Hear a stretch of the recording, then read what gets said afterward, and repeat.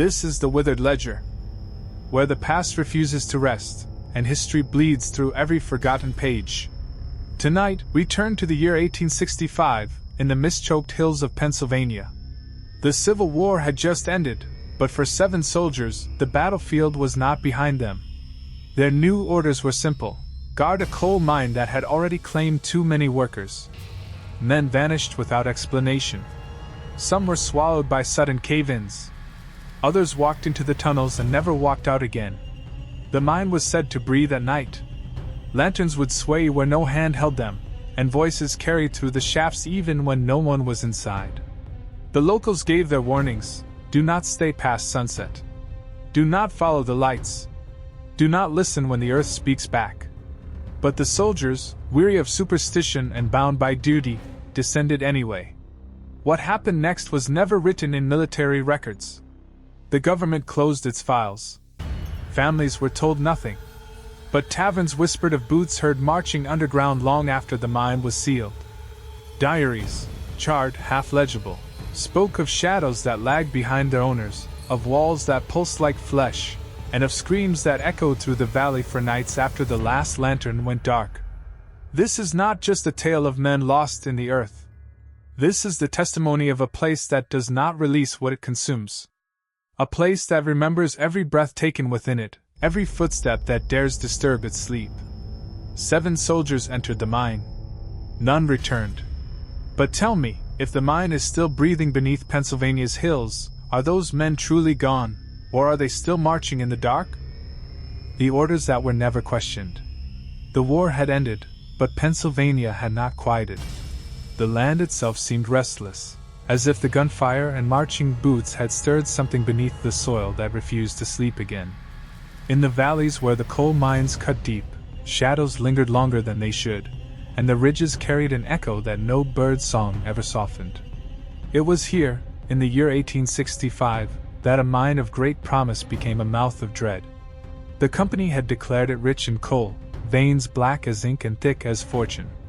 Men from nearby villages had been hired with promises of steady wages, and for a time the work brought light to homes that had gone dark during the years of war. But then the stories began. First, a collapse that swallowed 3 men without a sound, their bodies never recovered. Then a miner who walked down into the shaft and was seen no more, though his tools remained neatly stacked near the entrance. By the 5th disappearance, whispers replaced courage, and families began begging their sons and fathers not to return to the blackened tunnels. When the workers refused to descend any longer, the mine fell silent. But it was not silence that comforted, it was a silence that pressed on the chest, a silence that seemed to breathe. Locals spoke of hearing lanterns swinging in the dark long after the mine had been sealed for the night. Some swore they heard pickaxes striking where no man labored. The bravest men of the town, drunk in their courage, dared each other to approach the entrance after dusk. Not one lasted more than a few minutes, for they returned pale and shaking, claiming they had heard voices whispering their names from inside. The mine owner, unwilling to let profit slip away, turned to the army. The war had left behind men with nothing but uniforms and weapons, and the government was quick to assign them elsewhere. A small unit of 7 soldiers was dispatched to the hills, ordered to guard the mine until it could be reopened. They were told the problem was not spirits or superstition, but thieves, deserters perhaps, or rival workers, seeking to steal what coal remained. To the officers, it was a simple assignment, one not to be questioned. Orders were orders. The men who arrived were lean, scarred, and weary of killing. They carried the silence of soldiers who had seen too much and spoken too little. For them, the mine was not a threat but a duty. They were accustomed to death, to shadows, to nights where screams tore the darkness. What was one more watch? What could a mine do that the battlefield had not already shown them? The villagers met them with uneasy stares. Women drew their children inside as the uniformed men passed through. An old man with a crooked back stepped forward as they neared the mine road. His warning was simple, his words rasped from a throat long ruined by smoke. Do not go near the black mouths of the earth after dark. It does not feed men, it feeds on them. The soldiers brushed past him. Superstition, they thought. Old tongues always feared what they did not understand. Still, some of them glanced toward the entrance of the mine, a dark hollow that seemed more wound than doorway, carved too deep into the hillside. Even in daylight, it looked unnatural. The edges of the opening were jagged, sharp, as though the earth itself had torn itself open. They set their camp nearby, stacking rifles and building a small fire. From where they sat, the black mouth of the mine was always visible. One soldier, a tall man with sunken eyes, muttered that it looked as though the earth were waiting for them to step inside. Another spat into the dirt and told him to hold his tongue. But unease had already taken root, thin and subtle, like a draft in a room with no windows. That night, as the fire burned low and the wind carried the smell of coal dust, the first sounds began. At first it was faint, no more than the scrape of stone against stone. Then came the distant echo of footsteps, hollow, rhythmic, as though boots struck against the wooden beams deep within the tunnels. The men straightened, rifles within reach, ears straining against the dark. One of them called out, demanding any intruder reveal themselves. The mine answered with silence. Then, a moment later, a whisper seemed to drift out from the shaft, thin as breath, stretched and broken. None of the men could agree on the words, but each swore it was in a voice they recognized, voices of men they had known during the war, men who had died screaming on muddy fields. They told themselves it was the wind. It had to be the wind. But when the firelight flickered against the ground, one of the soldiers noticed something strange. Their shadows stretched toward the mine, elongated, drawn unnaturally forward. He rubbed his eyes, blinked, and the shapes snapped back into place. He said nothing. He did not wish to be the first to admit what he had seen. The old man from earlier returned at dawn. He stood at a distance, leaning on his stick, watching the soldiers as they stirred the ashes of their fire. When they confronted him, he only lifted a bony hand and pointed to the entrance. "It has taken men stronger than you," he croaked. "And it will take more." Then he turned and shuffled back toward the village, leaving the warning heavy in the morning air. The captain of the unit dismissed it. Orders were orders. Their task was not to question but to guard. Yet even he found himself glancing at the black opening as the day wore on, as if expecting something to crawl out and greet them. That evening, they lit their lanterns and patrolled the perimeter. The hills were thick with fog, the kind that clung to the ground and swallowed sound. From within the mist, faint glimmers appeared, small and golden, drifting like lanterns carried by unseen hands. The soldiers raised their rifles, calling for whoever held them to step forward. But no answer came. The lights moved slowly toward the shaft, and then one by one they vanished inside. The men argued among themselves. Some insisted it was thieves or locals trying to scare them away. Others claimed it was nothing but tricks of fog and flame. But when they looked at each other, their faces told the truth. None believed their own explanations. The night deepened. The fire shrank. From the tunnels came a new sound, low and steady, like the rhythm of breathing. The soldiers shifted uneasily, their backs to the fire, rifles aimed toward the mine. It was not the sound of wind, nor the groan of timbers. It was deeper, heavier, as if the earth itself drew air into unseen lungs. They kept their watch until dawn, none daring to close their eyes. When the first pale light stretched across the hills, they found the ground damp with moisture, though no rain had fallen. Footprints were pressed into the soil, leading from the mine toward their camp. Yet no man had approached them in the night. The prints were wide, deep, and ended only a few feet from where they had slept, before vanishing into nothing. The captain ordered silence. They were not to speak of it, not to each other, not to anyone. Orders were orders. Their duty remained the same. But already the mine had begun its work. It had shown them just enough to unsettle their hearts, just enough to make them question the ground beneath their boots. And in the days to come, it would demand far more than their silence. The lanterns in the fog. The second night came with no wind, no stars, and a fog so thick it seemed to grow from the mine itself.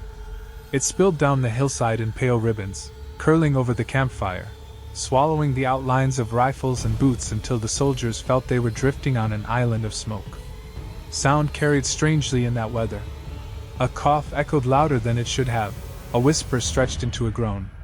They huddled closer to the flames, each man turning his eyes toward the black hollow of the shaft that never seemed to vanish into mist.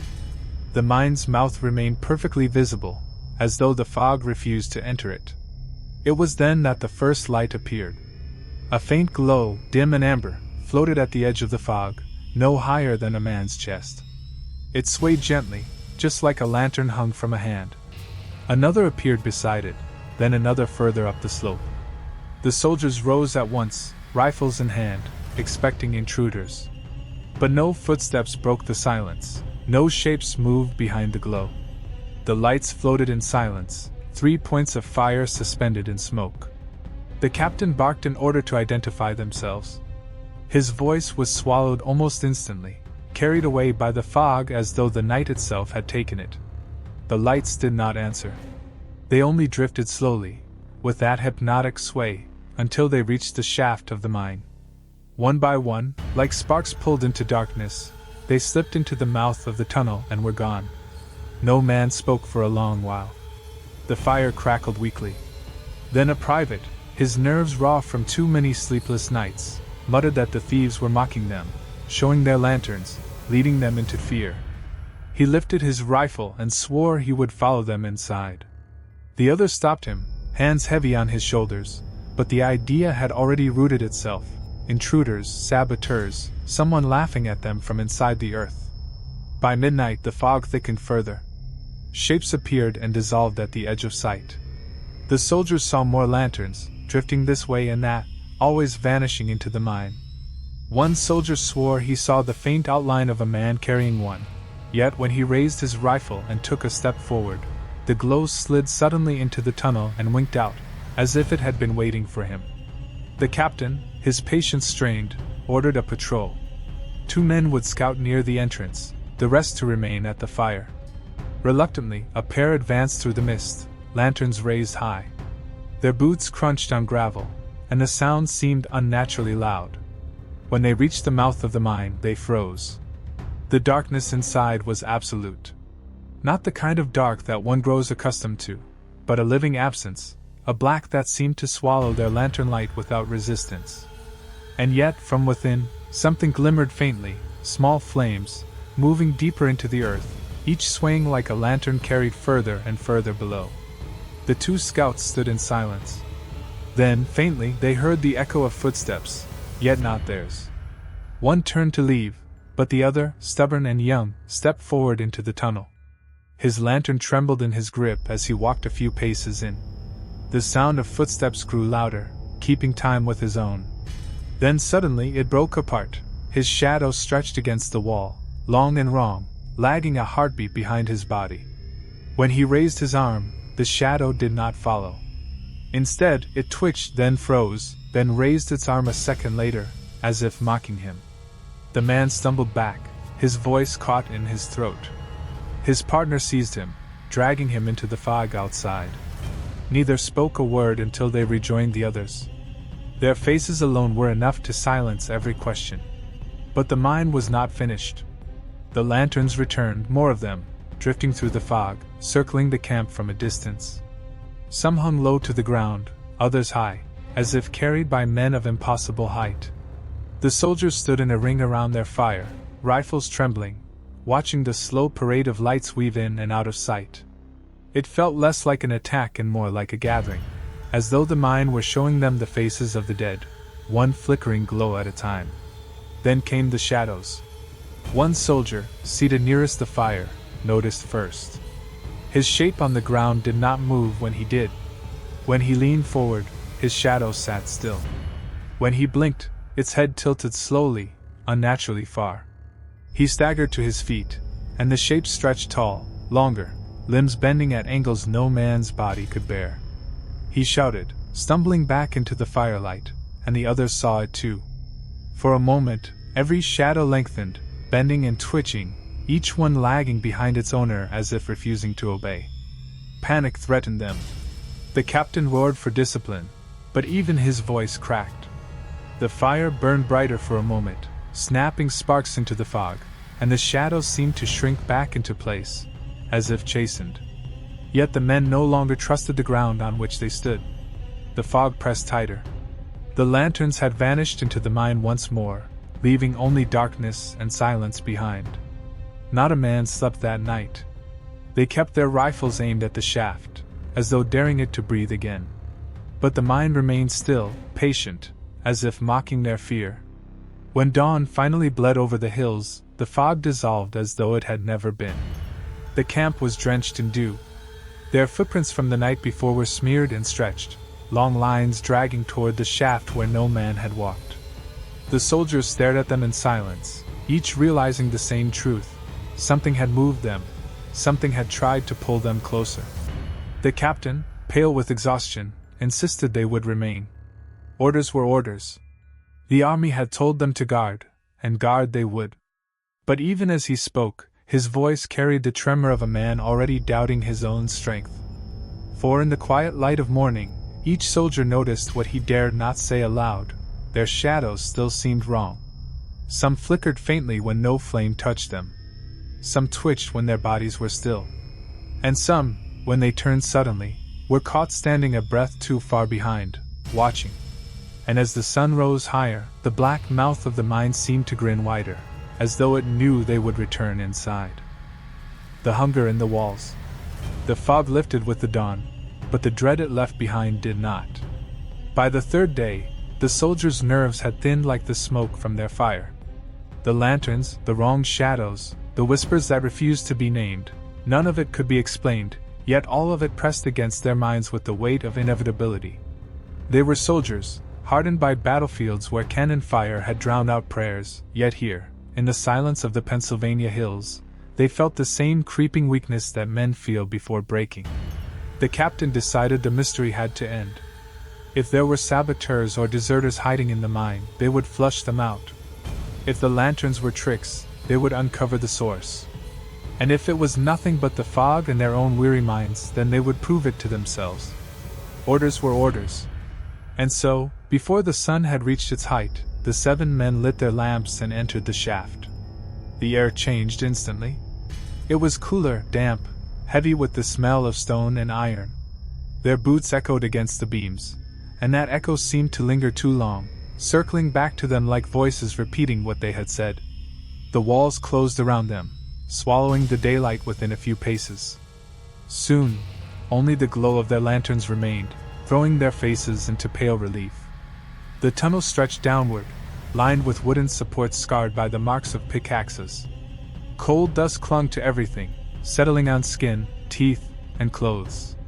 The deeper they walked, the stronger the silence grew, until even their breaths seemed too loud. It was one of the privates who noticed the carvings first. At shoulder height along the wall, half hidden beneath soot, strange lines had been scratched into the stone. Not the marks of tools, these were deliberate. Circles within circles, spirals bending inward, patterns that seemed to draw the eye and refuse to release it. Some resembled crude faces, stretched and hollow-eyed. Others were symbols none of the men recognized. The captain frowned, brushing his fingers across them. "Miners," he muttered. "Superstition." But his voice was strained, as though he did not believe it himself. The carvings grew denser as they went deeper, covering the walls and repeating shapes. At times the men could not tell if they were moving forward or backward, for the pattern seemed to blur and repeat endlessly. The tunnel forked, then curved, then doubled back on itself. Their map of the shaft, scratched hastily on paper by the mining company, did not match what they saw. Tunnels appeared where none should be, and old ones closed behind them as if the stone itself had shifted in silence. They pressed on. Hours slipped by. Or minutes. None of them could say. Their lanterns flickered without cause, sputtering in air that felt too thick to be void of breath. When one soldier dropped a coin to mark their path, they found the same coin again 2 passages later, lying neatly in the center of their way as though waiting for them. The deeper they went, the more the walls seemed alive. The coal seams glistened faintly, wet like flesh. In the quiet, the men swore they could hear faint murmurs within the stone, like voices trapped just beneath its surface, speaking too low to understand. At first they thought it was trick of the ears, echoes bent by narrow passages. But soon the whispers grew clearer, brushing the edges of words. One private froze, pressing his ear to the seam. His lantern shook in his grip. "It's them," he whispered. "The men who never came back. They're still in there talking, still digging." His voice cracked, and his eyes went wide. "They're asking me to join them." The others pulled him back, but he screamed, a raw, broken sound that split the tunnels. His body stiffened, then collapsed, lantern tumbling from his hand. For a moment, his face was twisted in agony, then it softened, as though something had left him. He lay there trembling, whispering words in a language none of them knew. Cold dust stuck to his sweat, blackening his skin until he looked half-buried already. The captain knelt beside him, shaking him, but the man's eyes were unfocused. He only pressed his palm to the wall, as though listening to its heartbeat. Then he began to laugh. Not the laughter of madness, but of relief, as though he had finally been called home. The others dragged him back, forcing him to his feet, but he struggled violently. His fingernails tore as he tried to claw his way back to the seam. Blood streaked the carvings. His voice rose, speaking in that same unfamiliar tongue, guttural and slow, as though the stone itself pushed the words through him. 2 men held him down, but the damage was done. The walls had revealed their hunger. The captain barked the order to retreat. The men staggered back through the twisting tunnels, carrying their broken companion between them. But the passages no longer obeyed their steps. The forks shifted, narrowing, widening, leading them in circles. They recognized carvings they had already passed, yet arranged in new patterns. The air grew heavier, pressing against their chests until every breath burned. Somewhere ahead, a lantern flickered. It was not theirs. It swayed gently, just beyond reach, always around the next bend. The men gave chase, desperate for an exit, but every time they neared it, the glow slipped further down the path. Their companion convulsed, blood trickling from his nose and ears. He screamed again, but this time it was not in his own voice. It was layered, a chorus of tones, as though a dozen throats spoke through him. The words echoed in the tunnels, vibrating in the walls, until the stone itself seemed to tremble. The carvings around them pulsed faintly, glowing with a black sheen like coal veins sweating oil. When they finally stumbled back into the main shaft, the man went limp in their arms. His chest rose and fell shallowly, but his eyes stared blankly upward. His lips moved still, silently forming words, as though continuing a conversation with the stone. The soldiers dragged him outside, collapsing into the pale daylight. The sudden brightness blinded them. They had expected dusk, perhaps even night, but the sun told a different story. Entirely too much time had passed. What felt like hours in the tunnels had stolen nearly 2 full days. Their campfire was long dead, food left uneaten, water gone stale. The old man from the village was waiting. He leaned on his stick, watching them with eyes like dull coal. When he saw the unconscious soldier, he only shook his head. "You listened," he rasped. "The walls are never silent. Once you hear them, you belong to them." The captain demanded answers, but the old man turned away, muttering words too faint to catch. His warning was all the clarity he would give. The mind remembers. It takes what it is given, and it is never full. That night, as the soldiers tried to rest, the broken man stirred in his bedrobe. His lips moved, whispering fragments of that strange tongue. The others lay awake, listening in horror. And in the silence that followed, each of them realized the truth: the walls were still speaking. Not to him alone. They were speaking to all of them. The man who came back wrong. The 4th night brought no rest. The soldiers kept their fire high, but the flames seemed to lean away from the mine's black mouth, as if even fire had no will to face it. They spoke little, their eyes darting toward the wounded private who now muttered ceaselessly in his sleep. His words, guttural and broken, filled the night like the slow drip of water from stone. None of them could bear to sit too near him. When they tried to wake him, his body thrashed violently, his fingernails clawing the dirt until they bled. Yet by dawn he would fall still, leaving only silence and the faint memory of words no man could place. The captain insisted they would hold their post. Orders were orders. But the men were losing faith. The mine had already stolen their time, their peace, and perhaps their comrades' mind. Some whispered that the missing miners had not vanished at all. They were still inside, but not as men. It was on the 5th night that the first disappearance came. They had settled into uneasy watch, their rifles across their laps, when one soldier rose to take his turn on patrol. He walked into the fog at the edge of camp, lantern in hand. The others saw his glow moving between the trees, fading slowly into the gray. Minutes passed. Then hours. His light did not return. When the captain ordered a search, they found only his rifle lying in the mud, lantern still burning beside it. No tracks led away. The men argued in hushed voices. Some swore he had deserted, fled into the hills. Others believed the mine had claimed him. The captain silenced them all, though his face betrayed no confidence. They waited through the night, rifles clutched, lanterns burning low. But the missing soldier never returned. At dawn, they searched again. They combed the hills, circled the shafts, called his name until their throats ached. Nothing. It was as though he had been lifted from the earth entirely. By evening, despair crept into their ranks like rot into wood. Then, on the 6th night, he returned. The first to see him was the sentry by the fire. At the edge of the mine, between fog and shadow, a figure appeared.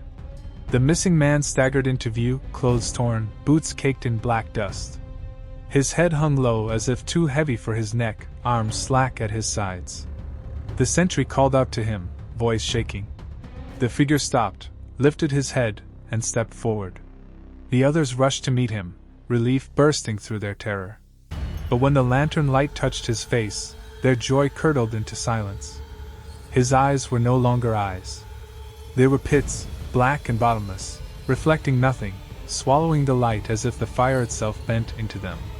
His lips were cracked, bleeding, yet stretched in a faint smile. The captain demanded to know where he had gone, what had happened. The man did not answer. He simply walked past them, straight toward the shaft, dragging his fingertips along the wooden supports as if reacquainting himself with the path. His nails scraped deep into the beams, leaving long black streaks. When they caught his arm, he turned his face toward them and whispered, not in his own voice, but in a sound layered and hollow, as though it came from deep within the stone. "You were never sent here to guard." The words hung heavy, sickly, undeniable. "You were sent here to feed." The men recoiled as though struck. The soldier's smile widened, splitting his lips, and a low laugh echoed from him, yet not from his mouth. It came from the walls of the shaft, from the earth beneath their boots, from the very air. The captain ordered him bound. The men hesitated, then obeyed, lashing his wrists with rope. He did not resist. He knelt calmly, head bowed, whispering in that alien tongue.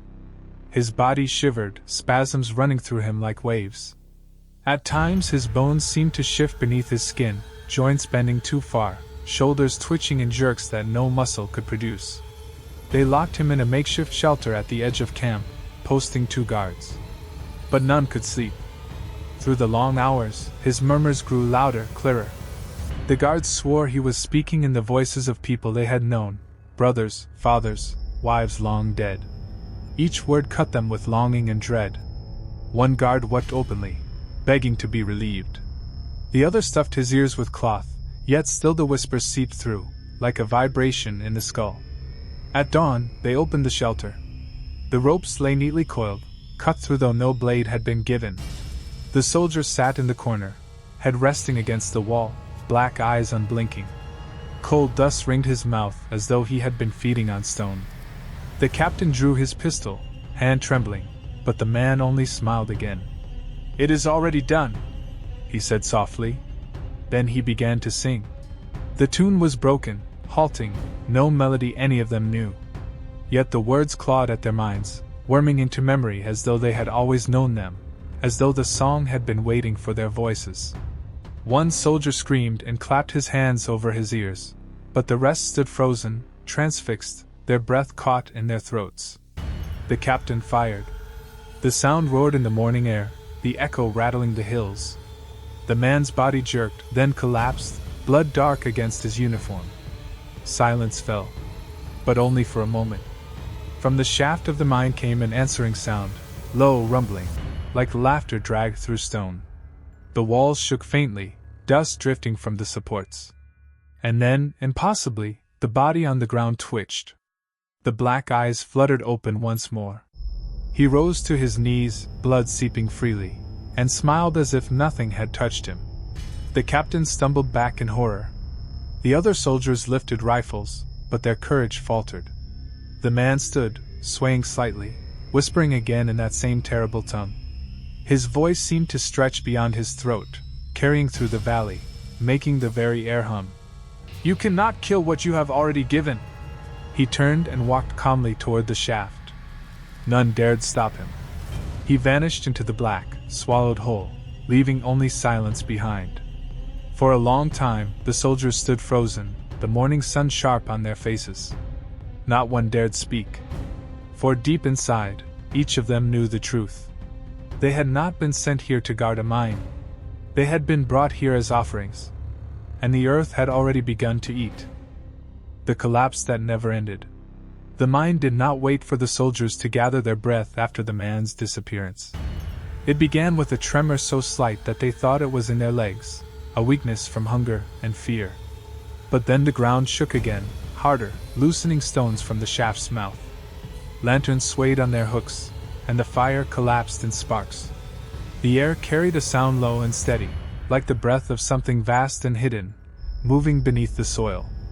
The captain barked orders: retreat, regroup, fall back to the tree line. The men obeyed, rifles slung, packs seized. But when they turned toward the hills, the fog shifted, parting just enough to reveal the way out. Relief flared in their chests. They marched quickly, boots sinking in the damp earth, fog curling around their legs. Yet after a dozen paces the captain slowed. Something was wrong. The tree line loomed ahead, but when they reached it, the ground beneath their feet became stone again, dark and wet. A lantern swung high, its glow spilling forward, and there it was, the mouth of the mine yawning before them. They had walked straight back into it. A silence followed, broken only by the sound of one soldier retching into the mud. The captain cursed under his breath, turned the men again, and drove them in the opposite direction. They moved quickly, desperate now, not daring to look back. But when they reached what should have been the stream, the path opened into blackness, and once more the shaft greeted them. It was no longer the same shaft they had known. Its edges stretched wider, timbers warped, the supports bending like ribs. The mouth seemed to breathe, a faint wind pulling in and out, carrying with it the stench of rot and iron. The men backed away, muttering prayers, their eyes darting in terror. But there was nowhere else to go. Every step they took brought them back here, as if the land itself had twisted into a snare. Then came the sound. Pickaxes? Not one, but dozens striking in rhythm deep below the surface. The ring of metal on stone rose from the tunnels, echoing through the valley, too sharp to be mistaken. The soldiers froze, their blood running cold. They knew no miners remained. They knew no man should be working in those depths. Yet the labor continued, steady, relentless, as if an entire shift toiled beneath them. The captain ordered the men to hold their ground, to steel their nerves. But his voice trembled, and even he could not keep his gaze from the mine's mouth. For between the blows of pickaxes came something else. Breathing. Not human. Not animal. The breath of something immense, drawn through narrow spaces, rattling the stone like a drum. The ground seemed to pulse with it, the very soil shifting in rhythm. When they pressed their boots to the earth, they felt it moving, a heartbeat too vast to belong to any living thing. The first man broke then. He screamed and ran into the fog, his rifle clattering behind him. The others shouted, called him back, but his figure vanished into gray. Moments later came the sound of his cry, cut short, swallowed. Then nothing. The pickaxes resumed, steady as before. One soldier dropped to his knees, clutching his rosary, muttering Latin through chattering teeth. Another pressed his back to the earth, insisting he heard voices beneath the ground. He described them, miners calling for help, men begging to be dug free, women crying for their children. Yet when they strained to listen, all the others heard was the hollow grind of stone. The captain tried to rally them, but his authority slipped. Their rations were gone, their water nearly empty, their shadows stretching long and wrong in the lamplight. Some shadows lagged, moving seconds after the men did. Others twitched, bent unnaturally, their shapes no longer matching the bodies that cast them. The mine groaned again, a deep shift that sent rocks tumbling. A soldier cried out as the ground beneath him opened, just enough to swallow his leg. He screamed as unseen hands clutched his boot, pulling. The other seized his arms, yanking him free. His leg came out bloody, the leather of his boot torn as though gnawed by teeth. He sobbed, clutching the wound, while the ground closed behind him, smooth as if it had never opened. The air grew heavier. Every breath tasted of coal dust, thick and dry, filling their throats until they coughed black. Lanterns burned dimmer, flames bending sideways as if drawn toward the tunnels.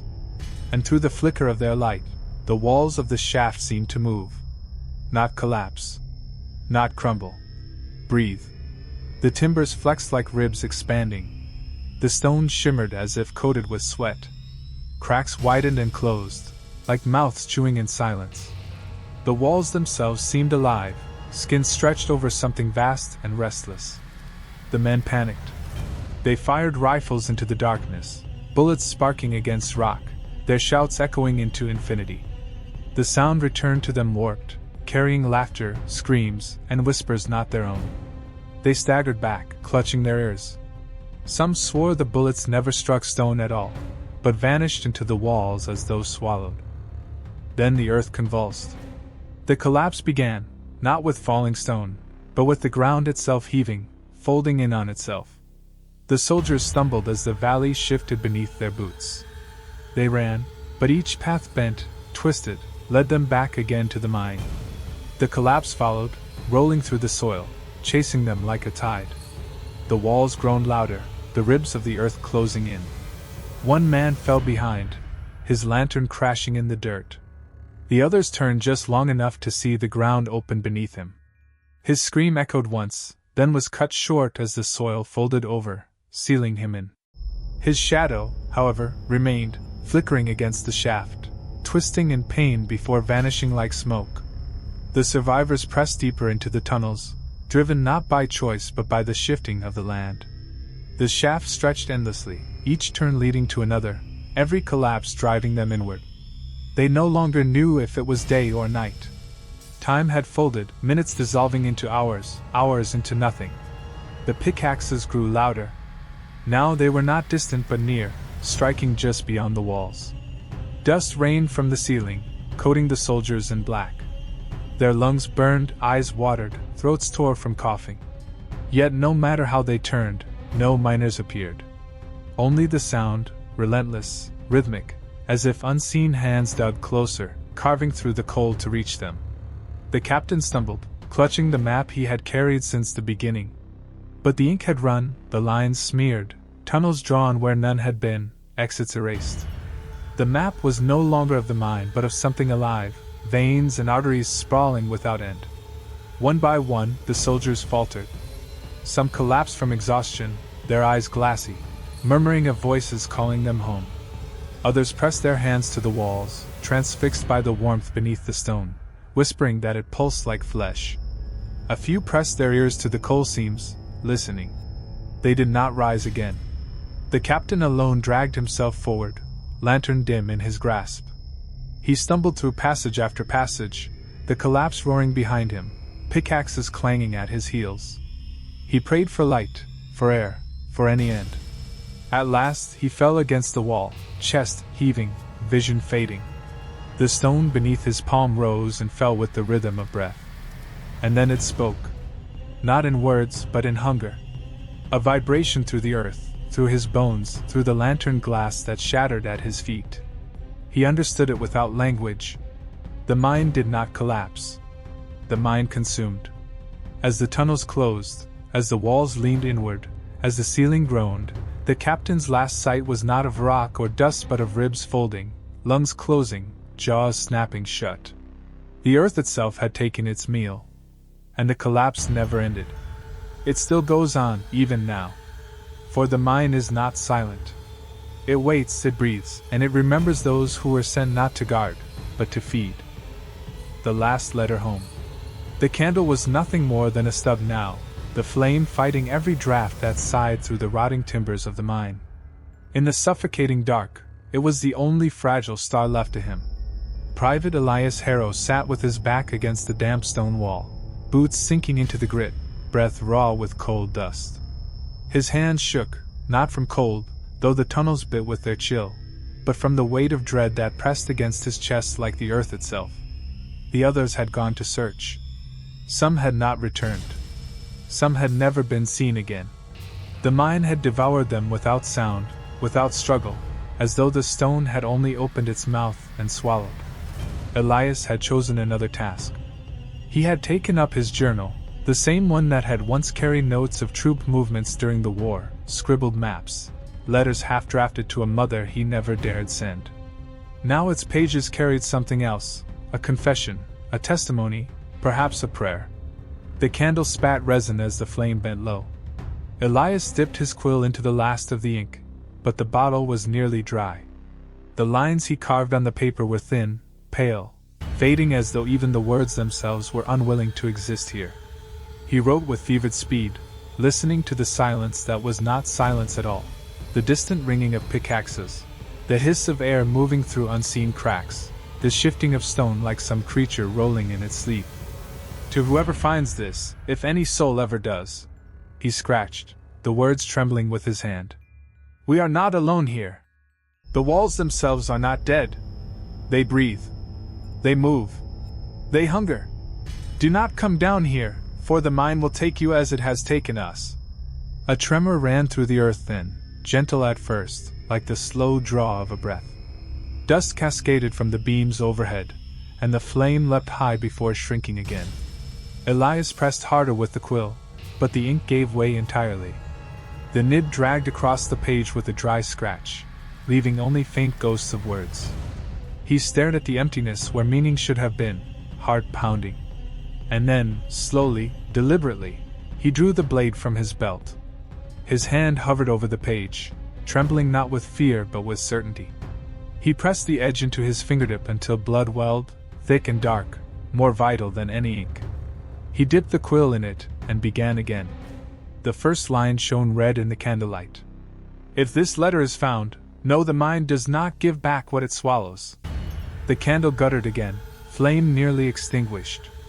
Shadows pressed close, as if eager to drink his words. His hand cramped with effort, yet he did not stop. The entries became ragged, hurried, desperate. We thought we were guarding this place. That was the order. Guard the mine. Protect the coal. But the truth whispered itself too late. We were sent not as watchmen, but as offerings. Every wall here is carved with hands older than ours, older than the towns that ever drew breath above. They knew. They knew something lived here. Something still does. The quill slipped. Blood smeared across the paper, staining words until they were unreadable. He cursed under his breath and wrote with his finger instead, dragging crimson lines into letters. We are being unmade. One by one, the mind calls to us. Some vanish between heartbeats. Some return, wrong. I fear I will not leave either. Yet I cannot keep the silence. If my mother ever reads this, know that I did not lay down my rifle. I did not abandon my brothers. I was taken. The candle dropped wax on his knuckles, burning him. He did not flinch. He only wrote faster. Around him, the mind shifted. The walls shivered with a sound that was not collapse, but breath. Footsteps echoed somewhere, though he knew every man was gone. A voice hummed low in the coal, vibrating through the stone, almost like a lullaby. He pressed his forehead to the journal, streaking it with sweat and blood. The air is thinner. I do not know the hour. The dark has no hours. I cannot count the days. My skin feels colder than it should. My shadow is gone. It has left me. Perhaps it belongs to the walls now. He paused, chest heaving. His hand trembled. The last of the candle wax slid down, and snuffed the flame. He was in darkness, but he could still write. The page glistened faintly with the wet smear of blood under his touch. His words carved themselves across the paper like scars. If you read this, burn it. Burn the mine. Bury it deeper than stone. Do not let it breathe. For it is not coal that is mined here. It is us.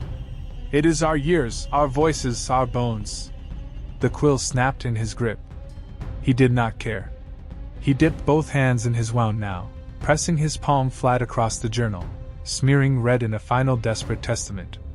The sound of marching boots rose from the depths, steady, countless, though he knew only a handful of men had entered.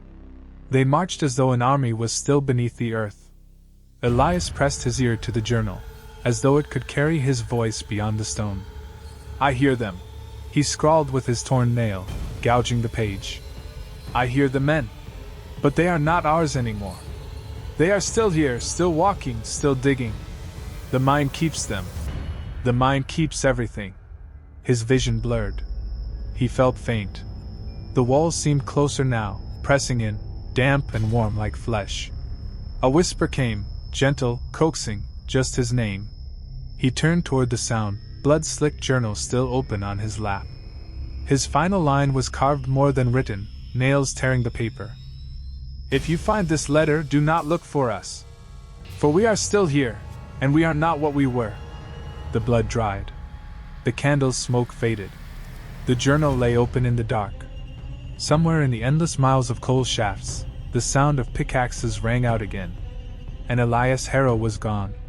But his words remained, stained red, etched into paper like wounds that could never heal. The last letter home. The shaft that breathes. The match hissed, flared, and guttered as he cupped it with trembling hands. Sergeant Alden Bay stood alone, deep beneath the layers of coal and stone, his chest rising and falling in ragged bursts. He had not expected to outlive the others. Each face had gone before him, swallowed by walls that shifted like ribs, taken by voices that slithered through seams, claimed by a darkness that seemed to breathe. He thought survival meant victory. But now, as the final spark lit the chamber before him, he realized survival had only been permission. Permission to see what lay at the end. The lowest chamber of the mine did not resemble any tunnel carved by men. Its walls were not cut by pickaxe or spade but grown, smooth and curved like the hollow of a ribcage. Veins of coal glistened like arteries pulsing with some black ichor. And in the center yawned a shaft so wide it seemed to swallow the light itself. It exhaled. The air came in a long, slow gust, foul with the scent of soil and decay. Alden staggered, the match almost blown from his hand. When the breath ended, the silence that followed was worse. It was not the stillness of emptiness but of waiting. He dropped to one knee, clutching his rifle. His boots scraped the stone floor, but even that small sound seemed wrong here, intrusive, like footsteps across a church altar. He lowered his head and tried to pray, but no words formed. The mine had taken prayer, had stripped every syllable of faith from his mouth. From the shaft, another exhalation rolled, warmer this time. Alden felt it on his skin, damp and living, as though something vast below shifted in restless slumber. His lungs tightened in rhythm with it, breath answering breath, until he realized he was no longer drawing air of his own accord. The mine was breathing for him. He stumbled back, pressing his body against the cold wall. The coal was wet beneath his palms, wet and pulsing faintly, like a throat. A sound rose then, not a voice but 1,000 of them, boots striking stone, the cadence of soldiers marching. It came from the pit, up through the hollow shaft, up through the ribs of the chamber. The men he had buried, the men he had lost, still drilling, still pacing, still trapped in their endless orders. God, Alden whispered, though he knew the word had no place here. What are you? The shaft answered. Not in language, but in movement. The floor trembled beneath him, dust raining from above, beams groaning like bones under strain. The exhale grew deeper, longer, until the chamber seemed to expand with it, walls stretching, ribs widening, as though the mine was not only alive but waking. Alden pressed the barrel of his rifle against his temple. His finger tightened. But he did not pull the trigger. The rifle slipped from his hands, clattering to the floor. Its echo rolled into the shaft like an offering. The sound came back to him warped, deeper, as though the earth itself had swallowed the steel and was chewing it slowly. Alden fell to his knees, breath ragged. He thought of his men. He thought of Elias Harrow's blood-soaked journal, left behind. He thought of the boots he still heard beneath the ground, boots that had no feet left in them, only duty. He understood then. They had never been ordered here to guard. Not to protect coal or land or any resource. No, the truth Elias had written in blood was complete. They were brought here to feed. To keep the mine alive, to line its endless hunger with flesh and time. His knees scraped stone as he crawled toward the shaft. The air grew stronger, a tide that pulled more than it pushed. Each exhalation drew him forward, as though his body was already claimed, as though his bones were meant to lie within the lungs of the earth. When he reached the edge, he peered down. No bottom revealed itself. Only black, alive and endless. A warmth rose from it, humid and wet, and beneath the surface of that dark he thought he saw movement, shapes writhing like organs beneath skin. He closed his eyes. His lips trembled in something that might have been prayer or surrender. Then he let go. The shaft inhaled. Alden's body vanished into its pull, rifle forgotten, breath stolen, name erased. The pit closed over him not with impact but with swallowing, the way a lung takes air and keeps it. The ground shuddered once, then stilled. The mine fell silent. For the first time since the soldiers had entered, no boot struck the stone. No voice whispered from the coal seams. No tremor shook the earth. The silence stretched long, oppressive, and final.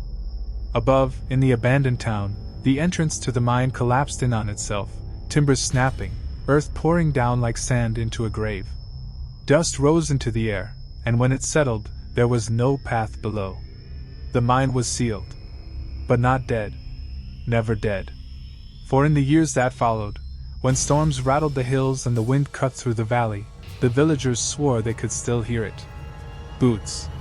Marching in unison, deep below the earth, as though the soldiers were still trapped, still bound by orders no living commander had given. Guarding nothing. Feeding everything. And when the wind shifted just right, some swore they heard more than boots. They heard breath. The long, slow exhale of the shaft itself, patient, steady, alive. Waiting for the next offering.